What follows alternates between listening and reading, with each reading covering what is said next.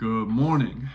It's Duncan, and I was reading through my Bible this morning. I was reading in the book of Romans, reading my life verse, Romans 8:18. My birthday is August 18th, so this is my go-to verse. It says, "For I consider that the sufferings of this present time are not worth comparing with the glory that is going to be revealed to us." Obviously, suffering has been on the mind a lot here recently. And a couple years ago, before, obviously all of this happened, I arrived at my philosophy of life is that life is suffering, which doesn't sound like the most optimistic way to think about life. But if you think about it, everything in our society is, and everything that we've built in this world is either to prevent suffering, to avoid, to minimize suffering, or to reduce suffering. It's why we have AC, so that we cannot sit in the blistering heat or the bitter cold. It's why we created cars, so that we wouldn't have to ride in horse and buggy everywhere. It's why we invented phones, to make everything so much easier for us. Like everything in this world is about comfort and ultimately avoiding suffering. But the thing is, suffering is unavoidable. It is part of life. It is one of the things that makes us strong and powerful. And that's one of the things I love about the gym. It is in that suffering of a good workout, where you know that you got stronger that day. And so obviously, thinking about suffering, I was thinking about the two different types of suffering, where we've got elective suffering, and then we've got assigned suffering. So the difference between the two is elective suffering are the types of suffering that we choose to participate in. It's elective. We don't have to do it. It is a willful suffering. And this is the type of suffering that people who go to the gym, who work out, obviously also there's more than just like gym suffering. There's like getting up and going to work. Nobody is, maybe someone's holding a gun to your head to get up and go to work every morning, but for the most part, that is something that you're choosing to do. That's an elective suffering. Now this assigned suffering is a little different, because sometimes life puts us on a path where we are forced to go through sufferings, so through trials, that once we're on that path, we have no other choice but to see it through. And I've heard a couple of times, because I went through a divorce a few years ago, and I've heard people have talked to me about how I've been through a lot of hard things.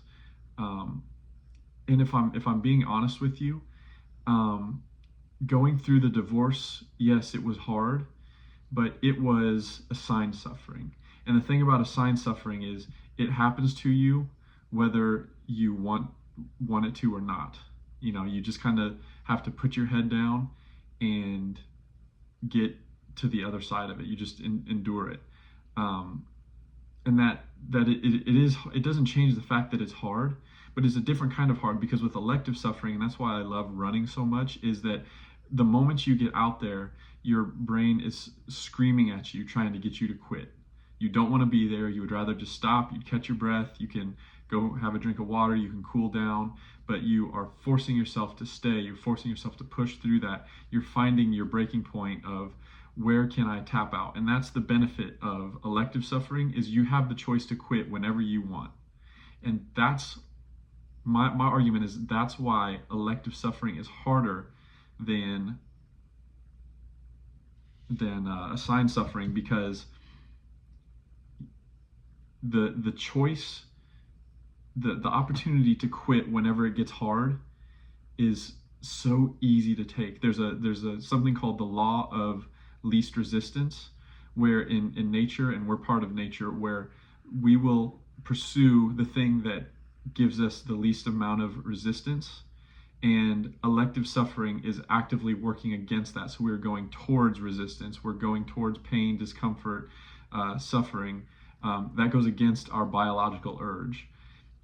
And whenever we elect to do that, it is building the foundation for the strength that we are going to have to rely on whenever the assigned suffering comes. Because I don't want to speak anything negative over you, but the reality is everybody is going to suffer, whether it's from a loss of a family member, a loss of a job, if it's an injury like this, if it's it can be whatever it is. There's going to be things in life that you are put on a path that you don't have a choice to just tap out and say, I quit. Now, of course, there are things that are so overwhelming where people really do like mentally check out, and they aren't the same. Like they don't have, it overwhelms their capacity for suffering, which is heartbreaking. But I can't help but wonder if a person who has put themselves through the elected suffering will have a higher capacity for whenever life throws them these assigned sufferings. That's what we do this for. Ultimately, it's not obviously having muscles and being fit and being able to do stuff is obviously a perk of being in the gym. But ultimately, whenever you're in the gym and whenever you're running, you're building the strength for whenever life throws stuff at you, you're able to handle it. Because the moment will come whenever you want to hit that quitting point, that threshold of where I can't take anymore. And here, you can quit. But with assigned suffering, you got to keep going. And that's what I'm trying to remember is I'm going to hit some point where I don't think I can take it anymore, where I want to quit. But I have told myself so many times on my runs and my workouts that I can go a little bit more. And sometimes that's all it takes, just to prove to yourself that you've got a little bit more left in the tank to get to the other side.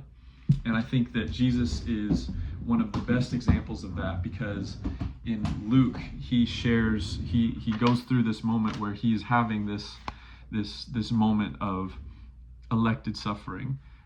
So this is in Luke chapter 22, verse 41. He's in the garden before the crucifixion. It says, "Then he withdrew from them about a stone's throw, knelt down and began to pray, 'Father, if you are willing, take this cup away from me. Nevertheless, not my will, but yours be done.'" And Jesus is at this crossroads of accepting this assigned suffering from the Father, knowing that this is like his purpose on earth was for this moment. What's so unique about Jesus' suffering, and why I think it is the epitome of strength, is that at any moment Jesus had the option to bow out, for him it was elective. He didn't have to go through all these things, but he chose to do it because he says, "If it's your will, let it be done."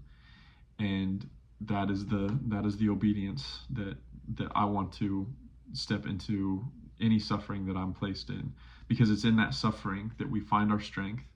And ultimately, I know that Paul says the same thing. It's in this weakness, in this suffering, that we know that God is calling us and sustaining us. And that is the faith that I'm trying to walk through this. Is I know that I'm going to meet that point where I don't feel like I can go any further, where it feels pointless, where it feels like I'm hopeless.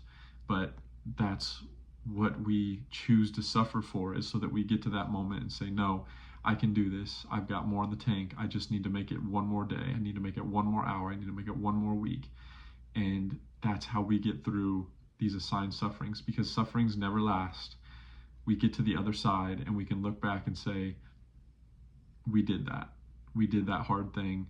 And you can, accredit it, depending on what it is, to your own strength. But, I'm choosing to believe that God is going to be the one that gets me through this.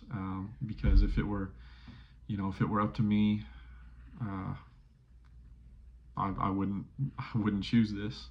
So I hope that blesses you this morning, and I hope you go out and choose your suffering today, because whether you're suffering with something or you're not, there's going to come a time whenever you're going to be tested. And it's a reality of life, and I'm sure everybody knows what I'm talking about. I'm sure that's not a surprise, but let me know what is it that you are suffering through. Is it an elective suffering? Is it been assigned to you? I'd love to hear it. I'd love to pray for you. So let me know. Hope you have a great day, and talk to you later.